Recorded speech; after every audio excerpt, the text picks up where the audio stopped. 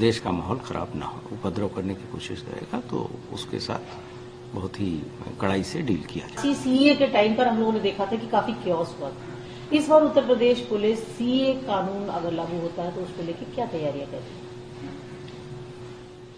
हमारी तैयारी लोकसभा चुनाव को लेकर लगातार चल रही है और हम लोग बैटल रेडी पोजीशन में हैं और अगर इस तरह के कुछ नोटिफिकेशंस होते हैं तो कानून व्यवस्था बिगड़ने नहीं दी जाएगी।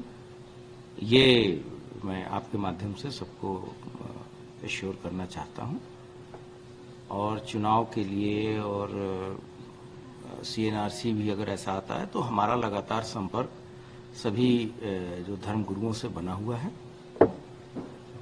साथ ही साथ जो हमारे अपने संसाधन हैं जैसे मैन पावर है, हमारे और इक्विपमेंट्स हैं जिसमें राइट ड्रिल के भी इक्विपमेंट शामिल हैं, इनको हम चुनाव के मद्देनजर भी अपडेट कर रहे हैं और प्रॉपर ट्रेनिंग दे के रख रहे हैं और ऐसी कोई आकस्मिक स्थिति आती है तो जो वर्तमान में आपने देखा होगा कि प्रदेश में एक निवेश का माहौल है, लगातार ईज ऑफ डूइंग बिजनेस में रैंकिंग हमारी सुधर रही है, तो ऐसा कोई कृत्य नहीं करने दिया जाएगा जिससे कि प्रदेश की छवि पे कोई असर हो। हम कह सकते हैं सीए कानून अगर लागू होता है तो उत्तर प्रदेश पुलिस बल पूरी तरीके से तैयार है अपना डेटाबेस एंड पूरी एक्टिविटीज पुलिस बल के साथ। हम पूरी तरीके से तैयार हैं और हमारी फोर्स बैटल रेडी पोजीशन में है।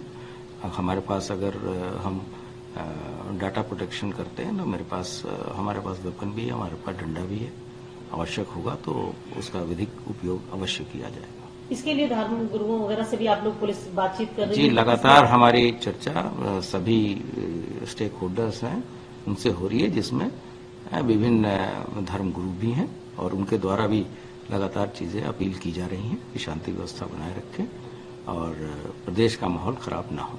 हमने देखा पुलिस कभी किस तरीके का अगर कोई सेंसेशनल या कोई संवेदनशील मामला आता है तो हमने देखा कई बार पुलिस बल कई जगहों पर जाकर के लोगों को समझाने का भी काम करते हैं पहले से, ताकि कोई अव्यवस्था ना फैले या कोई अराजक स्थिति ना हो। क्या इस तरीके का भी कोई पहले से तैयारी है धर्म गुरुओं के साथ? आप खुद भी देखें, अभी किसानों का आंदोलन अन्य प्रदेशों में चल रहा है, हमारे यहाँ कोई किसी तरह की कोई गड़बड़ी नहीं हो। शासन ने कल ही उनके लिए एक बहुत बड़ी योजना का अनाउंस किया है, उनके कुछ बिजली बिल माफ होने की चीजें की गई हैं, तो शासन के द्वारा भी लगातार चीजों को देखा जा रहा है। सबके हित को देखते हुए जनहित में कार्य किए जा रहे हैं, लेकिन कोई भी एक व्यक्ति इस माहौल को अगर गड़बड़ करने की कोशिश करेगा या उपद्रव करने की कोशिश करेगा तो उसके साथ बहुत ही कड़ाई से डील किया जाएगा। चुनाव को देखते हुए किसी तरीके की हम कह सकते हैं कि कोई ढिलाई नहीं करेगी पुलिस, पूरी तरीके से अलर्ट है, कोई चुनौती आप नहीं देखते?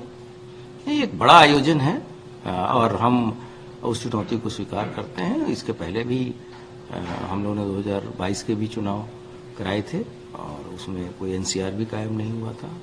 लोकल बॉडीज के चुनाव हुए, अर्बन बॉडीज के चुनाव हुए, इनडायरेक्ट इलेक्शंस जो ब्लॉक प्रमुख इत्यादि के होते हैं वो भी हुए, लोकसभा के भी चुनाव 2019 में हुए थे। तो वो चीजें पूरी तरीके से निष्पक्ष और शांतिपूर्ण तरीके से कराई जाएगी जैसा कि माननीय चुनाव आयोग